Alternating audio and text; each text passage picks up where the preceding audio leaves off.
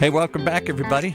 Time again to meet our community, the Hispanic business community here in Orange County, powered by the Orange County Hispanic Chamber of Commerce, with the man who powers through these things like so effortlessly. He just powers through the community. He knows everybody. John Gutierrez. Hey, everybody. Welcome again to our community podcast show, powered by the Orange County Hispanic Chamber of Commerce. I'm your host, Senior Vice President John Gutierrez. And with us today, we have another special guest with us today. It's Pamina Barkow, and she's the founder and CEO of Pamina Barkow Enterprises, Southstar Medical Consultants. She's a trustee at the University here of California, Irvine, and a longtime civic leader focused on expanding opportunity and access to education and healthcare for underserved communities. She is the first Latina trustee for the University of Irvine. Eso! And she's the co-chair of the UC Alliance, a community coalition supporting Latino and underserved students connected to UC Irvine. Welcome, Pamina. Hi, John. And I want to make sure I say that, Pamina. Pamina. And I have to say that we recently ran into each other again at the UC Alliance 5-year anniversary. Yeah. Beautiful event, amazing event. Thank you for the invite, by the way. And we're going to get into all that. We're going to get into what is the UC Alliance, an amazing organization, committee. Yeah. We'll get into all that. But first and foremost, as many of our viewers and listeners know, we like to get to know our special guest. And if you can share with us a little bit about yourself, where you were maybe born and raised, and how we got to this point in your career. Sure. So I'm originally from Chile. I was born in a little town called Chillán, which is maybe 10 hours south of Santiago. It's mid-southern region of the country. I was born during a time of Pinochet, so during the time of dictatorship in Chile. Oh, wow. I was like 8.5 years old when I moved to the United States with my parents. They were looking for opportunity beyond the dictatorship. At that time, we weren't sure how long it was going to last. What is that, the dictatorship? For those people listening or viewing that don't know what that's like. So we had a military dictatorship for many years. That means that we had elected a government, and this is long before I was born, and they were overthrown by a military government, meaning our own military overthrew the government we had elected. And so then they had a general, Augusto Pinochet, and he then came into power for many decades. And it was, that means you don't have free elections. That means you see military walking on the street. So essentially the military becomes that generals, or in this case, he became president, the president's vehicle by which they're able to control society, make rules of society, do as they please. And so they rule the country in essence. And that means that they come on top of the Constitution, on top of elections. I grew up and was born into that. Wow. What was that like for you growing up? I know there's some good stories that I've heard of how you and I think it's your mother, you guys used to go to the river, right? And wash clothes or something like that? Absolutely. I was born into pretty poor circumstances in the sense that the streets were unpaved where I was born. Absolutely. We grew up washing our clothes in the river. There were times when my parents would even forage for food. But I think that's all even separate from the dictatorship question that you brought up, because that is a society of silence. You're born knowing that you shouldn't say certain things, that certain things can't be brought up, that certain books can't be read, that certain things can't be voiced. Right? Censorship. And I think it gets internalized in that kind of a society. When you grow up with, like, your voice not fully evolved. It's been a passion of mine to look for my voice, because I was definitely born into a country in which our voice was stifled. It's interesting you bring that up, because for those of us that are also viewing and listening, a lot of our youth chamber listens and views, this is why political science in the universities and colleges, it's a great course or class because that's some of the stuff you talk about in these classes about censorship, right? Yeah. That must have been tough. That must have been tough for you guys growing up. So you're growing up in Chile, and where about that time would you say you started thinking, hey, I want to grow up to be something in life? And what changed in your perspective growing up as a young leader in your community? It's interesting because when you grow up in that kind of community, I think you either ease into it or you think, is there something beyond this? And I think in the back of my head, I always thought, this isn't the life I want. It feels constrained. how do I grow beyond this? And at the time I was young and I played piano, and I thought maybe I can be a concert pianist so I can travel the world and do something. As you do when you're a kid, you've got these big dreams. So even back then I was dreaming of what can I do with my career that will take me beyond. I couldn't have dreamt the life I've had, but I think imagination is essential in young ones because it leads to who am I? What is it that I'm trying to do in life? And in life I knew I wanted more. Did your mother or father the ones that got you into piano? Like, how did you end up? Because it's a big thing, right? Big thing. My grandparents had a piano. We stayed in their home. When my dad came here for a couple years to get a green card. So he came over for work, and we stayed with my grandparents, and they had a piano in their living room. They had a little, like, 2-bedroom, tiny home, and they were in one bedroom, and my mom and my siblings and I were in the other. And they had this piano, and I was, like, trying to play it. And so finally, we didn't have a lot of money, but they said, hey, how about if we get you some classes? And I think that was like a spark of creativity from when I was young. I'm very blessed that they supported the arts. It's interesting because we're going to have on the show Paul from the Segerstrom Center, the famous orchestra. I'm drawing him. And he talked about this. You're talking about the conductor of the Pacific Symphony? Yes, Pacific Symphony. I'm sorry. Yes. He talked about the other day we were at an event how music played such a huge role in his life as far as opening his eyes and his mind into what some of the things he wanted to do in life. Very cool. Are you talking about the Pops conductor, Yes. the young guy Yes. who's Hispanic and does all these crazy combinations? He had Arturo Sandoval there Yes. a year Yes. ago, and he had a disco show. He had all sorts of it. He's really trying to make symphony accessible Enrique to everybody. Lopez Yanes. He's going to be on our podcast, and he talked about all this, how music really helped shape who he was. So that's great that your grandparents opened your And eyes it's to this. universal. That's across every category, Yeah. every country. Music can open doors and open your eyes. Did you continue to play the piano as you? Absolutely. My name comes from an opera by Mozart, and so I grew up in a Nice. family where music was very valued, and so my father taught me for years and years until I Should was we 14. we have a little electronic piano in the other room. You can bring it over here. And Way out of practice. So thank you. No pressure, no pressure. So you're growing up playing the piano, and at what point does your father say to your family, hey, let's come to the U.S., or how does that happen? He was given a job opportunity here, and when you do that, you come over on a work visa. And Yes. he said, "Hey, let me try to go over there and get you guys a visa." And we thought it'd be quick, but it ended up being a bit over 2 years of him being here. That's how we stayed with my grandparents while he tried to figure out that visa situation. But eventually, he did get it. Nice. And so when I was a bit over 8 years, we moved here to Southern California. I've been here since. MD2? What was his? He was a sound engineer. Okay. And so you come to Southern California. What was that like? That must have been so different. What a culture clash. Yes, yes. Was that quite the challenge for you? The adjustment, Yeah. the culture shock, maybe? Yeah, I didn't know the language. This is not a dictatorship, or Yeah. the food was completely different. You guys have like sesame seeds on your hamburger buns. Everything was different. The food was different. Other people that spoke Sesame Spanish. seeds on our buns. I never thought of that as a know. big difference here. I was like, what are these people doing? Yeah. Like, why are you messing up my hamburger bun? Yeah, no, everything was different. Even And how old were you then? a little over 8. Okay, Yeah. so you're still pretty young. Yeah, 8.5. Oh, wow. Yeah. So that was like elementary school still. Exactly. Yeah, Second third grade or something? Second grade? Okay. Yeah, I Oh, redid wow. that in the second grade. So where did you grow up in Southern California? First San Clemente Okay. for many years, and then we moved to Corona del Mar, and then we sort of moved around all over Orange County. Nice. So this is your hometown, This home area. is my home, truly. And you ended up going to eventually to UCI?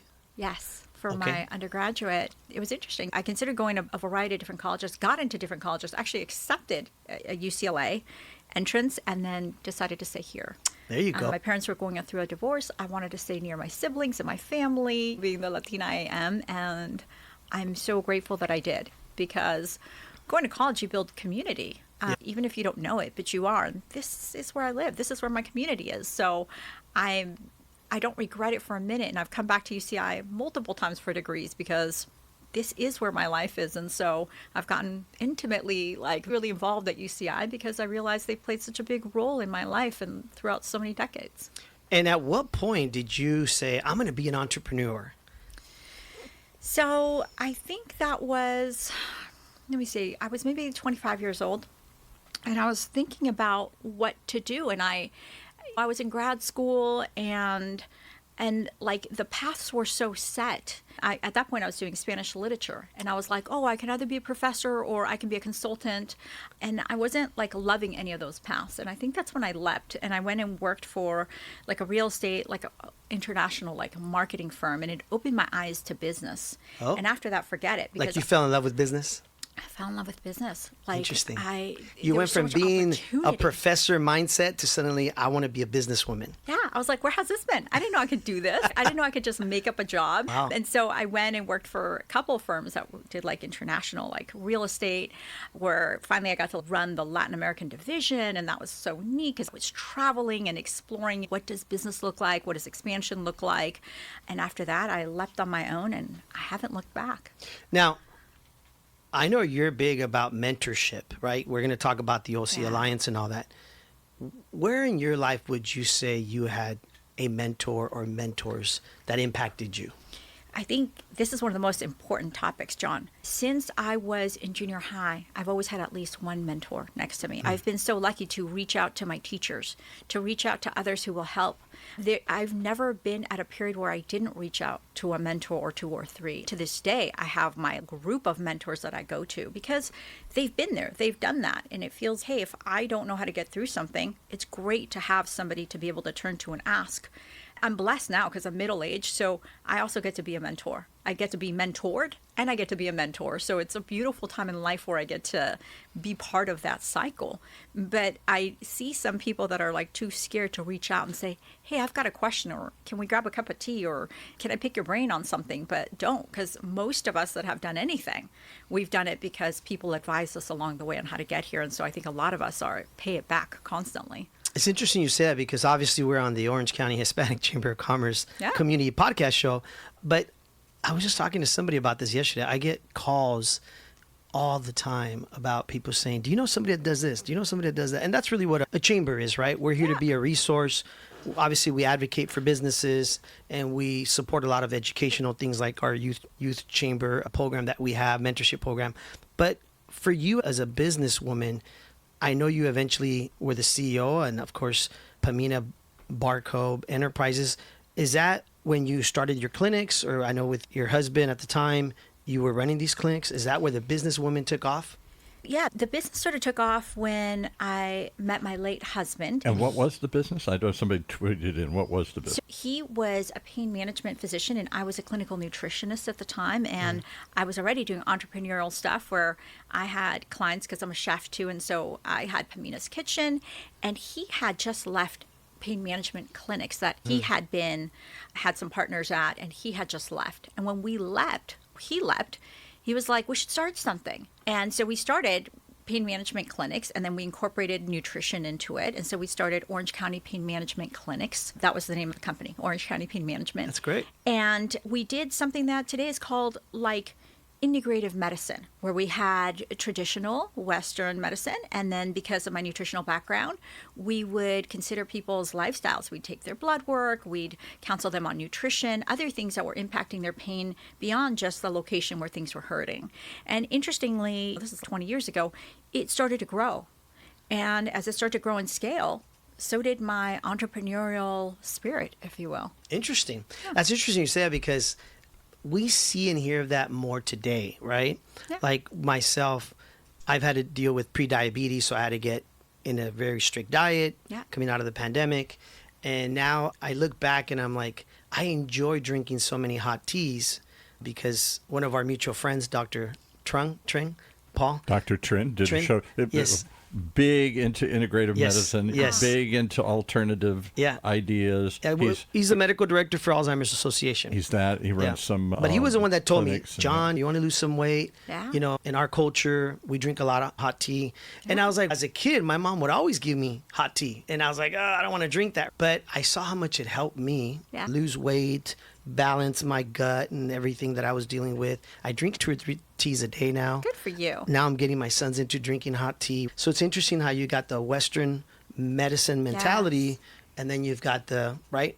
If you think about it, you coming from Chile, like you growing up as a little girl, I'm sure there was things that your parents integrated into you back then, right? I always think of my grandmother's cocina, her kitchen, like when you eat the right foods, when you go out and, first of all, when you're poor, you're actually eating from the land directly a lot, and where I was at the time in Chile. So I was very used to eating whole foods all the time. Yes. It's no surprise. Nutrition to me was just an extension of why aren't we eating the right vegetables, the right actual real foods. And so to me, health is all getting back to that.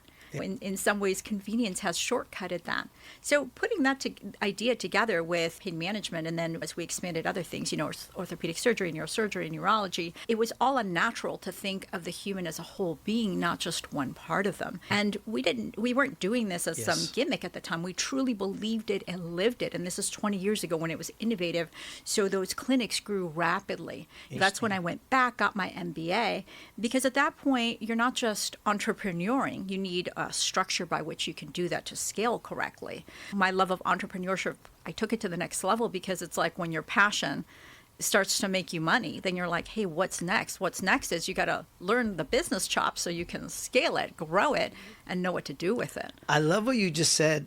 It just reminded me a lot of when I was growing up, when you said, when you are poor, you eat from the land. Yeah. It's almost like a book you can write, because I like that. I go back into my old neighborhood where I grew up, and all the plants, my dad was a landscape worker, but all the plants that my dad planted are all still there. So my dad had asno tree, an orange tree. He has all these, and he used to grow calabazas, and he used to. So it's funny how you say that, but that was when we were kids, and we were considered low income in Santa Ana as kids. And I look back now, and today that's considered like, you're healthy, you're organic. You know what I mean? Like, it's all the good things that are expensive now. That's right. So it's but true. When we were kids, that's actually what was cheap. Your family's poor if you're doing that, because you're not eating out. You're actually cooking at home. You're chopping things. But it means all of us who grew up under those circumstances have that skill set of, I know how to chop. I'm not afraid of bugs. I do grow my own lettuce, of course. Wow. So you feel like you got a lot from your grandma, huh? Yeah, my grandma and even my grandpa. We'd go to the farmer's market every day to pick out fresh produce. Awesome. Some of my family also farmland, and like those kinds of people, like where we grew up our own trees, our own vegetables. And so like I feel a complete connection to the land. That is awesome. I want to share with everybody, tell us a little bit about, of course, the OC Alliance group that you guys have. I know it's a 5-year anniversary just happened. Yeah. Can you share with everybody about what it is and what you all do? Absolutely. So this is a group that was put together, like you said, 5 years ago, and it's a group of, I'd say, business leaders. Many of us Latino, not all of them. And the intent was to say, hey, UCI, the university, is a Hispanic serving institution, which is an interesting and rare designation. It means that at least 25% of our student body is Latino. And we were saying, what are you guys doing to ensure that these Latino students are having a smooth transition? And the reason I say that is because as a group, they had the hardest time graduating. They had the hardest time staying in there once we were accepting them, and we said why. So this group of leaders got together and say, how do we support this really important group of students who, many of them first generation, many of them underserved, like we need to have enough resources for them, and they need to have advocacy at the highest levels of the university, and that's going to be us. And so to this day, we get to sit with the chancellor and other people and advocate. We have people from our group on every single dean's advisory board, for example, so that we can advocate and say, hey, what are you doing for these students, for your lower income students, for first generation students? Or do you have enough groups for them? Do you have enough support for them? Do we have enough resources? Can we raise funds for scholarships for students that truly need it during the pandemic or whatever it is? We're here to make sure that these students are seen, held, and stewarded. And so we're celebrating 5 years of this group coming together. We keep ourselves small on purpose because that way we can organize really well. I have to tell you, I was at the 5-year anniversary event last week. Is that what it was? And let me tell you, it was a beautiful event to see the group in the room, all the leaders, all the deans that were there, just the presidents, right? The president was there. The chancellor was there. Chancellor was there. Just the group you guys had it, yes. And then the students that are part of the program that you're supporting and helping. The young man that went up there and did that speech, wow. Yeah. It was just a speech. And then the story of the young lady who's going to be a nurse, it was just very inspiring. But for me as a Latino entrepreneur, obviously vice president of the Hispanic Chamber, it was a very proud moment to see that different people of different races and colors and genders, everybody was in that room for the right cause. That's right. For a good reason. And that was very touching. You know what I mean? Yeah, I think. So kudos to you guys. Thank you. Yes. You know, when I went to college, there weren't people that looked like me very many. Exactly. In Yeah. college. Like I Yeah. said, a lot of us didn't finish. A lot of us didn't go to graduate school. Yeah. And now it's beautiful to see how far we've come. But now we've got to open up the door for the rest. There's a lot of younger people behind us, and it's our job to facilitate that. So it was a beautiful room full of really powerful leaders. It's amazing actually to get that caliber of leaders all in one room. I know Yes. you and I both know how hard it is to get just a few leaders in a room, but that many leaders in one room at once is a powerful thing, and that's how we have such a strong voice. Yeah, while we were there and the young man was doing his speech, he was thanking different people. And it was interesting. He thanked John Amador, who's our chairman, Yeah. former chairman of our board, who was standing right behind me.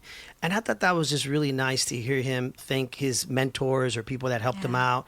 Because, again, back to your point, these young leaders that are coming up in our world, I look at them as the leaders that are going to be around my sons. That's right. Are being mentored and guided by a great group like the OC Alliance. Yeah. What's the future? What's next? What do you guys foresee in this organization, this group? What's next is the Latinos are soon, and we're becoming the majority, and yet we're still not the majority in leadership. We're still not the majority in entrepreneurs. So we have to open up doors, like create pathways, mentor, create financial ability for all of anybody who needs to, but especially first generation and disadvantaged students, to be able to walk that pathway so that people can have a real future. They can create businesses, they can be successful entrepreneurs, they can create jobs for others, they too can open doors. Like, our society can only thrive if we help them thrive. Yeah. And to add to that point, you're the first Latina trustee Yeah. at UCI.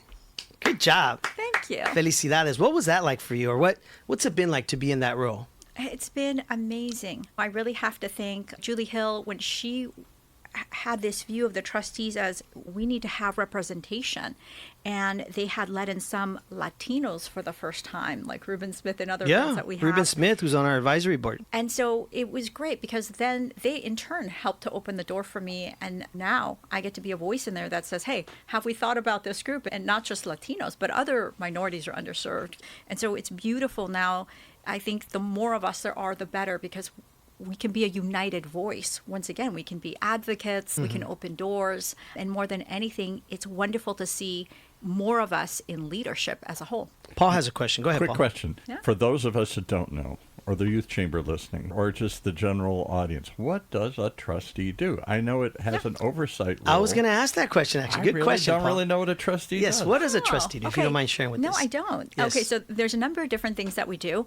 The main thing is that we run the foundation. So a lot of the funds, like when you write a donation check to a university, it goes into their foundation. Okay. So it doesn't just go to pay that professor. Okay. The funds, there's funds that they have for their general budget, and then any donations go into the foundation. So we run that, let's call it that pot of money. And so Okay. we invest it, we can send it out into the university as need be. And then all of us have basically committed to play an important role in the university. So most of us sit on dean's advisory boards. We're oftentimes sitting with higher administration, giving our thoughts about things. We hold an offsite once a year where all the trustees come together, and it's our time to have a complete dialogue with the deans, the chancellor, the provost, the vice chancellors, and say, what is the direction that we're going in? What is it that we're doing? Where are we going? And so we're the ones that get to start the conversation that hopefully trickles out into the university, and we get to advocate for the things that we're passionate about. Yes, there's a stewardship component, I would say. Most of us got there because we were passionate about society to begin with, and we were really active in it, and so they went out and handpicked us. So you're not taking individuals that are just passively sitting around. We were all already very actively involved and already leaders, and then from there they handpick you to come in and be part of a group that helps steer. There you go, Paul. Wow. And how many trustees roughly are there? There's about 65 trustees right Okay. now. Oh, wow. Yeah. I think that's awesome because at the end of the day, you said it perfectly. You need representation. Yes. You need to be, what is that old saying? Be at the table. Right. Be invited to the table. Yes. And so the fact that you're the first Latina trustee at UCI says a lot, right? Young girl from Chile Yeah. whose dad worked very hard, I'm sure, to Yes. come to this country and open doors for you and your family. And so kudos to your parents. We want to thank you for being on the show. Thanks for having me. And continue to do everything you're doing in our community. For anybody listening or viewing us, anytime you can support the OC Alliance, it's a great group of leaders doing some great things here at UCI. And if anybody wants to learn more about it, they can probably go on social media and Google Absolutely. OC Alliance, right? Yeah. And see everything they're doing if they wish to support them.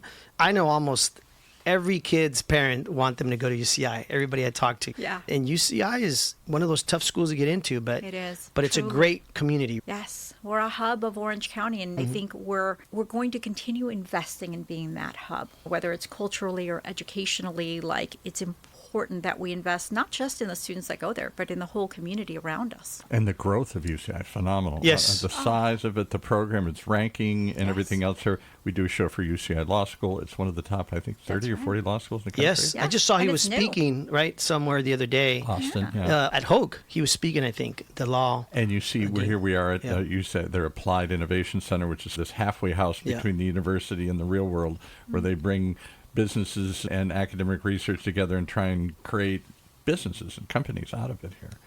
I mean, the time has run out, but we want to thank you and appreciate you coming on the show. I want to know what Mozart opera, was it an opera? Yeah, it's an opera called The Magic Because Flute. Mozart didn't write many operas, did he? No, he actually did not like traditional Italian. I didn't think so. Yeah. He detested them. So this is an opera called The Magic Flute. It's a Oh, really that's a interesting. famous one, yeah. Yeah, it's an interesting libretto because it's a quirky opera, and that's the sort Libretto, of the things Mozart book was. about it, the story of it. Yeah, Mozart was John's drawn looking to at me like, what? No, hey. librettos. Yeah. Hey, I love music, and I think that plays a huge role in our society. My son loves playing the guitar. I'm trying to get him to get into more different stuff like that, too. But thank you for being on the show. Absolutely. And obviously, as the Orange County Hispanic Chamber of Commerce, we're glad that we're here at UCI. Alberto is one of our, of course, board members, incoming chair, Sandoval. And Yeah. so, again, thank you, UCI, for everything you're doing, and wish you all the best. Thanks, John. Thanks for having me. Awesome. There you have it, folks, where our community is your community. Thank you for listening and tuning in to our Hispanic Chamber of Commerce podcast show. We'll see you guys next week.